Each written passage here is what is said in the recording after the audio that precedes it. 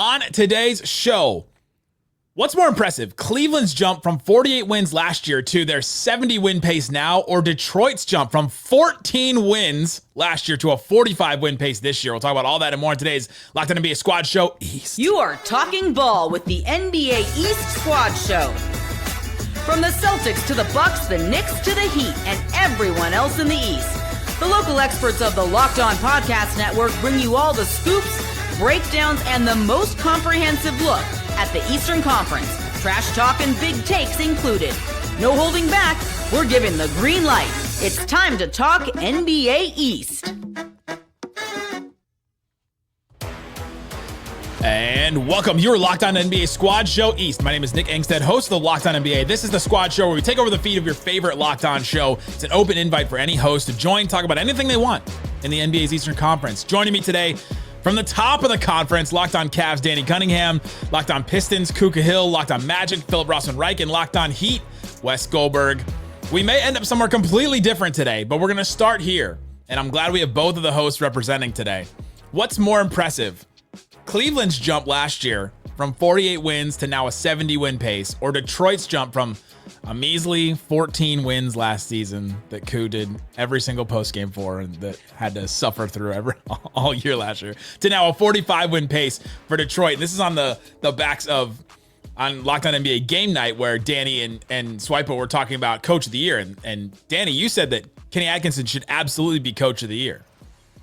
Right. What the Cavs are doing is not unprecedented in the NBA, but it's so much more difficult, I think, to go from being a good team, which the Cavs had been for the last couple of years, right? Go back 3 years ago, 44 wins, 51 wins, 48 wins. They had been a first round, second round team, to now a team that is not just the best in the Eastern Conference, but one of the best regular season teams of all time. So on Sunday night, they beat the Milwaukee Bucks to move to 54-10 on the season. They are the 8th team ever in NBA history to win 54 of their first 64 games.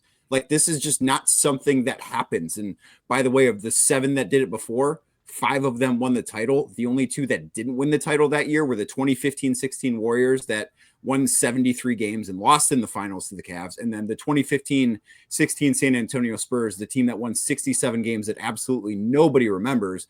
What is happening in Detroit, I think, is really impressive. I think we've kind of seen this with JB Bickerstaff before in Cleveland, but we don't see what is happening in Cleveland going from 48 wins, not changing the roster during the offseason, and then jumping up to being one of the best regular season teams ever. That just doesn't happen. To me, that's much more impressive.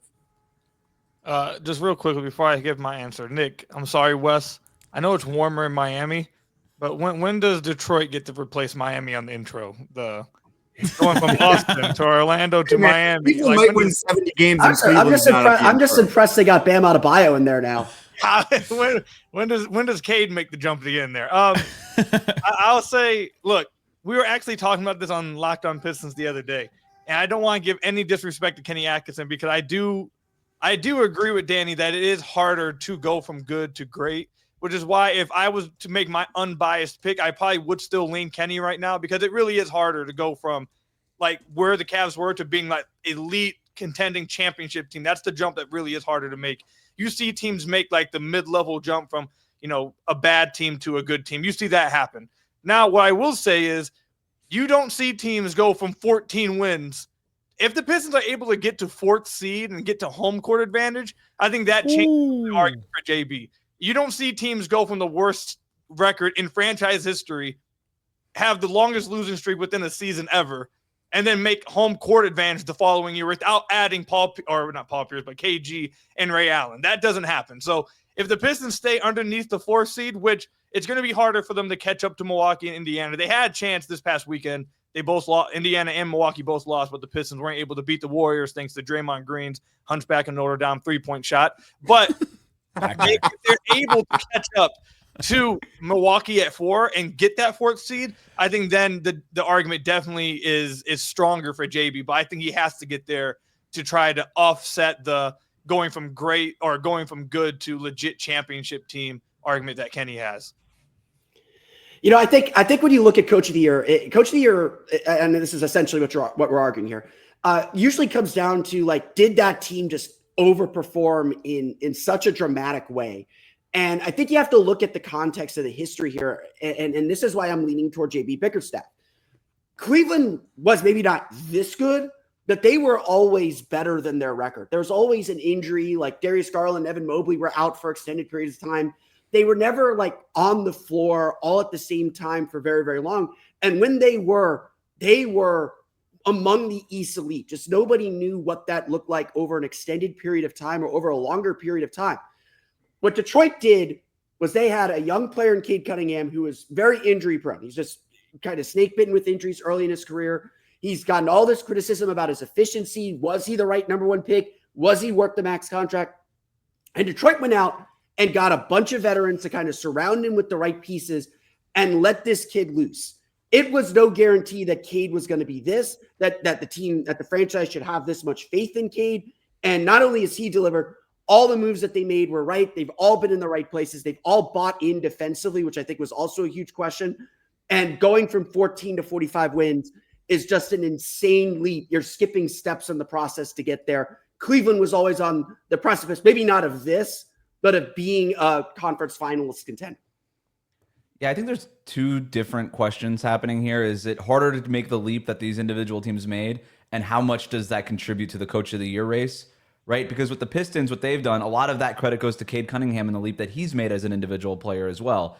But in terms of the coach of the year part of this, it comes down to the question of, do you think it's harder to build something new, or do you think it's harder to build on top of something that was already existing? And I think there's a fair way to go with both of them. In Kenny Atkinson's case, this is very much Steve Kerr taking over for Mark Jackson, right? It's the defensive fundamentals were there. The roster was pretty much there. It just needed a few tweaks. And that stuff is really hard to kind of get under the hood and figure out what exactly what screws do I need to twist and what kind of levers do I need to pull. That stuff is really, really difficult. And it takes a really special NBA basketball mind to figure that stuff out. So all the credit to Kenny Atkinson. But then with JB Bickerstaff, I don't know, like outside of Koo, I don't know how many people watched a lot of Pistons games last year. And if you didn't, good for you. Like that team was barely a basketball team. Like they were a basketball team by jerseys only. Like they didn't play like a basketball team. They didn't act like a basketball team. And so JB Bickerstaff walking in there and just being like, none of this worked. I'm going to lay a whole new foundation. That to me is also really difficult and really special. But with JB Bickerstaff, as we saw in Cleveland, maybe he's not going to be ultimately the guy to take them over the top. Maybe they might need a Kenny Atkinson at that point, but I don't think that takes away from anything that Bickerstaff has done. And then for the other part of this argument too, which leap is harder to make? Cleveland is on pace to win 20 more games than they won last year. That's an incredible leap. Detroit's on pace to win 3 times as many games. They're on pace to 3x their win total from last year. If Cleveland were to 3x their win total from last year, they would win 144 games this year. It's just a bananas number. It's just a bananas number. So I don't know. It depends. I don't know how much of this actually goes into the coach of the year race, but I think both of these guys should be the top 2 in the race. No matter what. At the very least, Detroit proves that having a coach that actually wants to be there helps. Because I think Monty Williams checked out before he even signed the contract. Don't overpay your coaches. Yeah. So I do think the other piece of information that is worth looking at when having this discussion is, what were you expected to be this season, right? Like, I do think this is a place where, folks like our friends at FanDuel are helpful because they set win totals before the season. And Detroit's win total prior to this season was 25.5. So they were expecting this Pistons team, just by replacing Monty Williams with JB Bickerstaff and certainly some, I think, important pieces of that roster too. When you talk about Tobias Harris, Malik Beasley, like guys that have been really good there, they expected the Pistons to take a jump. So we're looking at them finishing around 10 games better than where they were projected to be, 20 games better than where they were projected to be by FanDuel. The Cavs were set at 48.5 by FanDuel. So they're also projected to finish about 20 games better than where a lot of people thought they would be. And I think that the 20 games better from 48 to 68 is a lot more impressive than 25 to 45. We see a team that has a win total or in that area really overachieve almost every year. We don't see a team that has a win total near 50 and overachieve the way the Cavs have every year. Yeah, especially without roster additions, right, Koo? Like they. I was just gonna say, someone in the Pistons community, his name's Jack Kelly. He went through and did an article last year going through each team that finished in the bottom 2 of the NBA and their record next year, and what was the largest jump you saw from those teams. And the overall jump that you saw was not much at all. You weren't seeing crazy jumps. The only ones that really happened, again, like I mentioned earlier, when Boston went out and got KG and Ray Allen. And the Pistons didn't do that. They didn't go out and get some star. They didn't go out and get the Ringer just posted their top 100 players in the NBA. The Pistons didn't have a single one from this past offseason that made it. It wasn't like Tobias made it. They have the highest paid player of all time that hasn't made an all-star team, right? I mean, that's saying something. Come on. But Tobias was on the top 100 list. Malik was on the top 100 list. It wasn't like they added what people thought. I mean, at the time, people were mad that they'd signed Tobias. I saw them getting grades like D- D with ESPN saying, why would you pay him all this money? It's not like they went out and made these crazy moves that people really loved in the offseason. This year, they've completely blown past all expectations. I do agree. My overall thinking is it is harder to go from good to fantastic like the Cavs have went. But like I said, I think JB really wins the argument if he's able to not just get this team to the playoffs, but if he's able to get them to where they go from the worst team in the league to home court advantage in the playoffs. This would be like if the Washington Wizards were a top 6 seed next year. Just like, let's think about that. That's wild. Worse than that, because they have 13 wins right now, and there's still time left in the season. Right. They might finish at that number. They're bad. They might. Coming up, let's get into the 4th seed in the East. Who needs it the most? Milwaukee, Indiana, or Koo's Detroit Pistons? Talk about that and more coming up. Locked on NBA Squad Show East. Today's episode is brought to you by Skims. I am wearing Skims right now on my butt. Wearing Skims. They're great. When I found out that they were making underwear for men, I was intrigued and I learned about them. They sent me a pair, and as soon as I wore them, I said, I need more of these. So I bought more myself. I'm telling friends and family all about it. I'm telling you about it. I've always had issues with underwear, trying to figure out like how the waistband doesn't roll up and they don't hold their form and all different kinds of issues like that. And Skims, I have no problems like that. They hold their form. It's awesome. The men's line offers something for everyone. Boxer briefs, classic boxers, all designed with the perfect balance of comfort and style.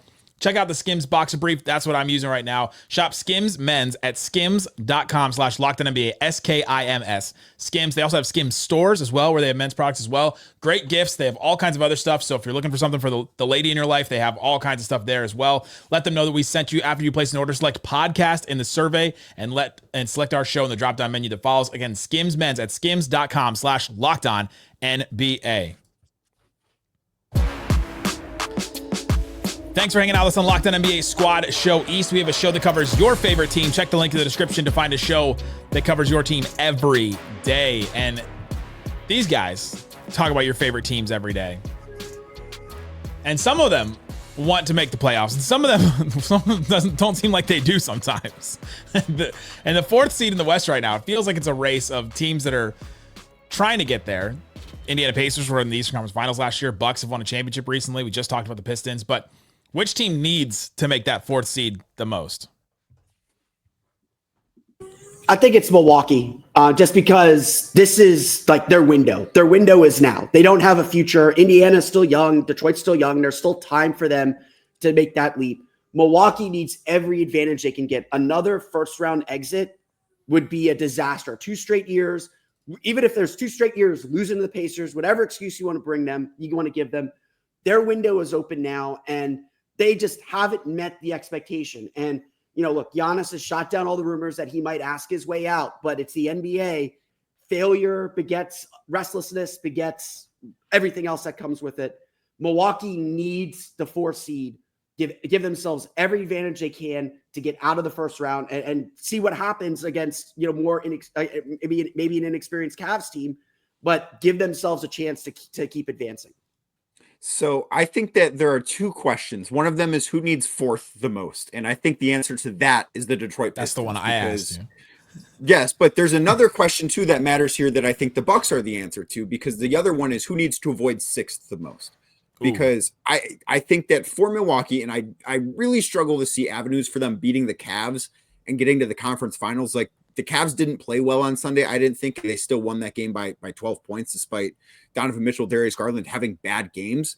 But I do think that I have faith in Milwaukee. If they're the number 5 seed, whether they're facing Indiana or Detroit, who could be 4th, can the Bucks go on the road and win a game in that series? Absolutely. I have no doubt about that. Like, that's a team that has been there and done that. Do I trust Detroit to go on the road and win a playoff game against the Bucks or the Pacers? Not really. In JB Bickerstaff's career as a head coach, he has one road postseason victory ever. We saw last year with the Cavs. They went to 7 games against Orlando. They won all 4 road games, lost all 3 games in Orlando.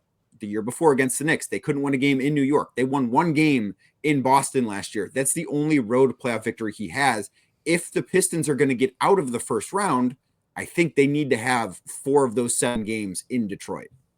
So last time I checked, the goal of the playoffs wasn't to get out of the first round. It was to win the championship. And so all due respect to the Pistons, I don't really care what seed they are because they're not winning the championship this year. And in fact, go on the road, get battle tested. That's sort of the point for Detroit. By the way, they're 19-15 on the road, better than Milwaukee, better than Indiana. So they're the road warriors here. So they're good on the road. I know it's different in the playoffs, but to me, the answer here is clearly the Indiana Pacers. The Milwaukee Bucks, Philip's right. This is their window. This is their chance. 4 versus the 5 seed versus 6 seed. They're going to have the best player on the court no matter what, especially in the first round. So, or basically, no matter who the matchup is with Giannis. And then Damian Lillard is a playoff performer. I don't really worry about them at home or on the road. But with the Pacers, I have big concerns about how they perform at home versus on the road. Tyrese Halliburton is a different player on the road this season. I don't know why. I can't figure it out. Listen to Tony East from Locked On Pacers for more on that. But it's the bed he sleeps in. He's taking naps now or something, or not anymore. But he's averaging 20 points on 50% shooting at home. He's down to like 14 points on or 16 points on 43% shooting on the road. He goes from an all-star at home to just pretty okay, averaging fewer points than Benedict Mathurin on the Pacers on the road. The Pacers, if they have any chance of recreating what they did last year and making it to the Eastern Conference Finals, they need the best version of Tyrese Halliburton, and the best version of Tyrese Halliburton plays in Indiana. So I agree with, I'm going to combine 2 answers we've given. I agree with Danny that this is more of a question who wants to avoid 6. And this is why I'm going to go with the Milwaukee Bucks need the 4th seed more. Just to give Piston listeners why I'm going with them instead of the Pistons.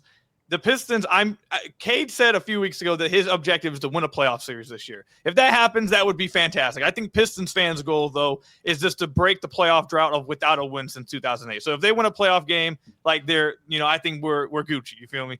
I think, though, that the Pistons, if they've beaten New York in Madison Square Garden twice already this year. Cade has outplayed Jalen Brunson in 3 straight matchups. The Pistons feel like they can beat New York. So if they get 6, I think they feel like they can beat New York, and Cade's going to feel like he's the best player on the floor. If they have to go against Giannis, they're losing. I'm sorry, Piston fans. If they have to go against Giannis, which is probably what's going to happen if you go 4 or 5, you are not winning that series. So if you want the best chance possible to win the series, I think you probably want to stay at 6 and go against New York because their defense is horrid. But Milwaukee has Giannis, and any series he plays in, I think they can win. And for me, if I'm Milwaukee, I'm trying to, and no offense, Danny, I'm trying to avoid Boston because I still think Boston is the most feared team in the East. And I think they're going to probably, if I had to pick, I think they're going to win the championship still. I think they're tremendous, and this is their year still. John has kind of talked about this a lot on Locked On Celtics, that after this year, they're going to kind of break off some of their pieces because of the salary cap and stuff. So I think this is the last year for them to really push all the way in with this team. I think they will. Milwaukee should try to avoid Boston. If they finish 6th, they're going to be in Boston side of the bracket and have to meet up with them before the Eastern Conference Finals. I think you want to avoid them as long as possible. They need to get to the 4th seed, have that home court advantage against whether it's Detroit or Indiana in the first round, take their chances with a young Cleveland team and then see what happens in the Eastern Conference Final. I think it has to be Milwaukee. Danny, can I ask you a question? You can do whatever you want. The number 1 seed here, what's the team that you don't? Is there a team you're gonna win the first round? But is there a team you most don't want to see? Wow, you're giving up on the Heat. That's crazy. I concur with what Wes says. I'm also giving up on that. Actually, the last time Wes and David gave up on the Heat, they went to the finals. That's true. That's true. I picked against the Heat every series in the 2023 playoffs. I know you're. They were the 8th seed, Wes. I don't think you should be ashamed of that. No, and it also just became a bit at some point, and I was like, well, I'm not gonna reverse jinx my reverse jinx. So So I do think if you have to pick one that the Cavs would probably not want to see, it's Milwaukee, just because with Giannis, the Bucks are going to have the best player on the floor in that series. And there's not another series where the Cavs are going to feel like they're at a disadvantage in terms of the number one overall player. But even in looking at a series against the Bucks, and the Cavs swept the Bucks this regular season that finished on Sunday night, I just don't see a ton of avenues for the way that Milwaukee plays to stay in a series with the Cavs. Like, they need Giannis and Dame to be great, which those two are very capable of, but they need more than that against a Cleveland team that has so many different ways of attacking. And in that point, Milwaukee doesn't have anyone that's really capable on the perimeter of slowing down the Cavs' ability to get into the paint and then spray the ball out for shooters. Like, they had, I believe, 43 open or wide open 3-pointers on Sunday night. And like, that's just kind of going to be the blueprint for them in the postseason. In Milwaukee, I can't figure out a way for them to stop that. And the Cavs are the best 3-point shooting team in basketball. I don't think that's going to change. Like, yeah, Giannis is great, Dame is great, but the rest of that team very much isn't. And I just don't trust them to be able to find a blueprint to beat the Cavs 4 times. Kind of flipping the question on its head then, are the Pacers the team that most needs to be in that 4-5 series and avoid the 6? Because it feels like Indiana is the only team that like athletically can keep up with Cleveland's scoring pace if it comes down to that. We're getting Pacers Knicks again. Yeah, I mean, maybe, yeah. And then Pacers Celtics, which, Boston said Indiana was the toughest team they faced. So, as John says, like, Boston believed Indiana was the toughest team they faced, even though they swept that series. I don't remember who they played in the finals, so it doesn't matter. That team doesn't exist anymore. Yeah, so that team is no longer together. In looking at schedules, That's because the they rest traded of the way, Luka, right? No, they did okay. what? What? he's on the Lakers now, Nick. The financier? So in looking at schedules the rest of the way, Milwaukee has the toughest schedule left in the Eastern Conference. They have 19 games left. Have to play the Lakers twice, Denver, OKC again. The Pistons have the 3rd toughest schedule in the East, and the Pacers have like the 6th or 7th most difficult schedule in the East. Like, I do think there's a real possibility where 4-5 is between Indy and Detroit, and the Bucks slip down to that 6th seed, which could create a really fun series, I think, between them and the Knicks. Like, I would not rule that out. It's a game difference right now as we record this. I think that's maybe something we don't talk about enough. Coming up, let's talk about an area of the standings we don't talk about enough. The play-in, the Hawks, the Magic, the Heat, the Bulls. We've got the 2 hosts here. Who's coming out of that play-in, and does it even matter? We'll talk about that and more coming up. Locked On NBA Squad Show East. Today's episode of Locked On NBA Squad Show East brought to you by Wayfair. Wayfair, they got just what you need. Your home should reflect your style, and with Wayfair, it's easier than ever to make that happen. Whether you're looking for a simple refresh or tackling a big home project, Wayfair has everything you need in one place. Recently got a drink cabinet. It's awesome. Great storage. It looks great. It's a good piece. It had the exact color that I needed. It shipped for free. It was awesome. Their huge selection makes it easy to find the perfect piece no matter your space or your budget. From cozy furniture to stylish decor to kitchen essentials and outdoor must-haves, Wayfair has it all. So I guess it's inside and outside. So it's not just home. It's outside your home too. You can find it, the perfect piece I was looking for.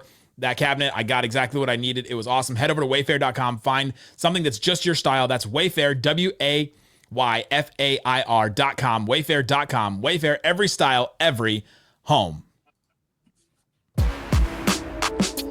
Thanks for hanging out with us on Locked On NBA Squad Show East. Taking over the feed of your favorite show. The play-in for the East. We got 2 of the hosts here right now, and nobody really talks about these teams very much, except for to say what's going on in these places. So I'll just start. What's going on with the Orlando Magic right now, Philip? They're playing a lot of close games. They've played their last 4 games have been decided by 2 points or fewer. They are 1-3 in those games, and thus Orlando is kind of sunk. They finished a 1-6 homestand, which is very, very bad considering Miami and Atlanta are in the middle of their long homestands to their kind of last big long homestands. The Magic are struggling to find it. The only good news I have is they've scored 115 points per 100 possessions in each of the last 3 games, which is the first time they've done that since November. So maybe there's offense, maybe there's not. But it's going to be a drag out fight. The Magic finally got a close win. They tried to give it away in Milwaukee on Saturday. And they're on this 5-game road trip right now, trying to just steal whatever wins they can to stay in this race. That's all I got. Anyway, that's all that's going on. The Well, offense is bad. The defense is not as good. I'll chime in with what's going on in Miami. They've lost 7, they have blown a fourth quarter lead in 7 of their last 8 losses. The Miami Heat are a team that love to play the first 3 quarters and then get to their reservation early in the fourth quarter. I don't know what's going on with this team. It's crazy. Some of it is just weird 3-point shooting luck. They also happen to be the worst 3-point shooting team in the fourth quarter over the last 15 games. So maybe it's just as simple as that, but I'm telling, like, eye test, it doesn't feel as simple as that. I don't know why the Heat are what they are. Like, there's talent. They have an all-star in Tyler Hero, a guy who made 3 previous all-stars, and Bam Adebayo, who's back to playing his all-star form. One of the best coaches in the league in Eric Spoelstra. There's some nice depth. I know they've been dealing with some injuries lately, but to me, with Miami, it comes down to still the Jimmy Butler situation. This team is fatigued physically. he's and not there emotionally. anymore. Like, he's not. Right, he's not there, He's not just like the Luka's not in Dallas, and it's it's just like this physical and emotional fatigue that is clearly weighing on this Heat team. That I think they just want the season to be over. Same. Is that why you needed a new drink cabinet, Nick? That's fine. I was filling it up. It was just sitting on my floor like all over the place. I needed to put stuff in it. Is it just empty bottles in that drink cabinet? Needed more room for all. They're all empty now. They're definitely empty now. People are just sending me stuff like, dude, I feel so sorry for you. I'm sorry for your loss. Here's a bottle. Yeah, condolences. Do the teams in the play-in even want us to talk about the teams in the play-in? No. I mean, Well, you guys didn't want to talk about the Magic. Philip stopped talking, and everyone was just like, yeah. I mean, last time I watched the Magic play a game, they lost by 40 to the Cavs. it's probably going to happen. It's probably going to happen last Sunday time, afternoon. and I'll see them again on Sunday in person when they're in Cleveland, and I don't expect that to go well for them either. It's like, as somebody who's going to watch a series between the number 1 seed Cavs and whoever wins the second play-in seed and play-in game and finishes 8th, like, none of these teams I think are appealing. Like, they all have very serious warts. The Magic, I know they've been good for 3 games, but they can't score. Miami, it just like it feels like a nightmare when the Heat come into town. Like, the vibes they felt so bad when Miami was in Cleveland on Wednesday night. It's just like, that team does not want to be playing in this basketball game. And I understand that they had a lot of guys out and they have the injury bug going around, but there are no good vibes, I think, at the bottom of the standings in the Eastern Conference. I think three of the 4 teams in the play-in expected to be not in the play-in this year in Atlanta, Orlando, and Miami. And I think in watching them, all 3 of them, you can tell that this season has not gone according to plan and they don't like it. Should they rename the play-in tournament in the East the Hawks, Heat, Bulls play-in tournament? Because it's always 3 of these teams in it. It's surprising the Raptors aren't in it. But because they usually are? Oh, yeah. Because they stink this year. Okay, they stink this year. No. So do the Bulls. The Bulls are going to lose 50 games. I was going to say, the Raptors are only 5 wins out of the play-in right now. I threw this out to you guys before we started recording. Nobody wants this. Nobody wants it. Just instead of a play-in tournament with a bunch of teams that nobody cares about, and to everybody's point, none of these teams really want their seasons to go on. Like, if you told them, hey, get rid of the last week, just go to the Bahamas right now, they'd be like, sick, done, not doing this. There's a lot of Western Conference teams who would like these spots. Let's just put it that way. They can have them. I don't know. The Suns are the one on the outside. I don't think. No, they I actually don't think so. Yeah, even in the West, get rid of the 10 seed. If you have a double digit in your seed, you shouldn't be involved in a chance to make the playoffs. They get rid of the 10 seed. Let the top 1 through 7 get in. 8 and 9 battle it out. 1 play-in game for it all. They send them to. And I'm not just talking about this year. Every year, nobody cares about who the 10 seed is, and it's ridiculous that they have an opportunity to make the playoffs, and they never do, by the way. So just get rid of it. It sucks. I have a question just to keep the Magic talk going. Philip, yes, I just want to ask you a question. How are you feeling right now about your pairing of Franz and Paolo? Love them. They're the only guys that are playing well right now. It's just like to Wes's point. At least in the Magic locker room, there is just this vibe of, we know where this is heading. We know what this franchise is going to do in the offseason. What's the point? Like, no one's saving their jobs. No one's like kind of cementing themselves on this team. We know what needs to be done. And even the front office, which is normally so tight-lipped, is kind of very much hinted that things are going to happen this offseason. And everyone's kind of struggling to find the motivation. But Paolo and Franz, look, they had these major injuries, oblique injuries or core injuries. They're tough to overcome. Paolo is just now starting to look like he did before the injury. I think since the All-Star break, he's averaging 25, 26, 27 points per game. He's like top 5 in league in scoring since the All-Star break. He's leading the league in free throw attempts per game after the All-Star break. He is starting to look like himself again, and that's carried the Magic through a lot of games. I mean, I know it's just the Toronto Raptors, but he had 22 points in the fourth quarter and nearly stole that game, if not for Jacoby Walter hitting a really tough 3 over Tristan da Silva. The Magic, I think, believe they have the hard part done. They've got 2 all-star level players. You can win a title with those 2 guys as your best 2 players? I think that's still to be determined. I think that's about their hard work is not done yet. The hard work is not done yet, but the easy part of like establishing that foundation and saying we have 2 guys that we believe we can build with for the short-term future. And if we need to flip one of them to get that super duper star to get us over the top, we'll see. They're still 23, 24, 25 years old. They're still so young. They'll give Paolo his max this summer. He deserves it. Franz has proven he deserves his max. I think they still feel like they're in a very good spot for the future. They just got to move around the deck chairs a little bit to make some offense because they just have no space to operate. If I may follow up with another question, Nick, if that's okay. So Phil, I know you have to be aware of a lot of the talk that's going around. I actually talked about it a little bit on game night, but I saw a lot of people in the Magic community talking about this and breaking down the whole Paolo versus Franz thing. Yep. I'm not going to ask you who's the best player. I'm not going to ask you should they trade one of the 2. I'm going to ask you this though. Do you think the Magic need to change how they play and change the structure of who's at the top of their offense in moving forward? Because it seems like that they're better, at least from the outside looking in. It seems like they're better by a Franz-led offense that has more ball movement, more driving and kicking, and more, open threes generated than a high usage. He's been inefficient, but he has some juice. What do you think they need it? They don't need to trade one of them, but do you think they at the very minimum need to change how they're playing and who's at the top of their offense? I don't even necessarily think it's who's at the quote unquote top of their offense. I think it's they need shooting so that they have space to drive and space to operate. I think Paolo needs to kind of tamp down his Carmelo Anthony instincts to be like, I'm going to do what the star is supposed to do. And I think that is a struggle that Paolo is going to have to overcome. He can do the things that the star needs to do. He showed that in the playoffs last year. He hits a lot of those tough shots that stars have to make and naturally wants to do that in a way that Franz doesn't. Franz just started taking kind of that turnaround fadeaway mid-range jumper. But I do think the Magic need to change a little bit of the structure of their offense. It's been very read-based. It's been Paolo on the ball. It's been him making a lot of decisions, and he doesn't always make the right decisions, and he doesn't always do the right things. And I think they need to move Paolo around a little bit more. They've been doing this a little bit more lately, where they have him as the screener. They have him catching the ball on the roll, on the move, kind of getting downhill before he uses his dribble. They need to do more of that, and that's kind of where Jamal Mosley, speaking of former Coach of the Year candidates, Jamal Mosley has definitely come up short this year. He hasn't put Paolo in the best position to succeed. Some of it is the roster is just extremely limited.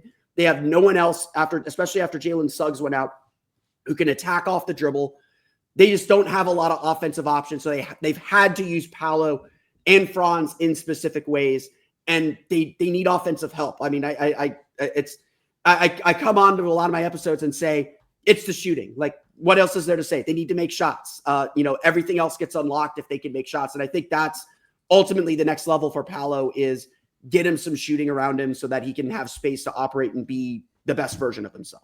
Can they add offense? Can the Pistons make it into the playoffs and do what Cade Cunningham said and win a playoff series? Can the Cavs be a historic team like Danny Cunningham asserts that they are? And can the Heat figure out what they want to do in life? Well, you can hear all that on all these different shows all the time. Great stuff every single day. Go check out the newsletters, LockedOnDaily.com, to subscribe to your favorite team's newsletter. Thanks so much for hanging out with us on Locked On NBA Squad Show East.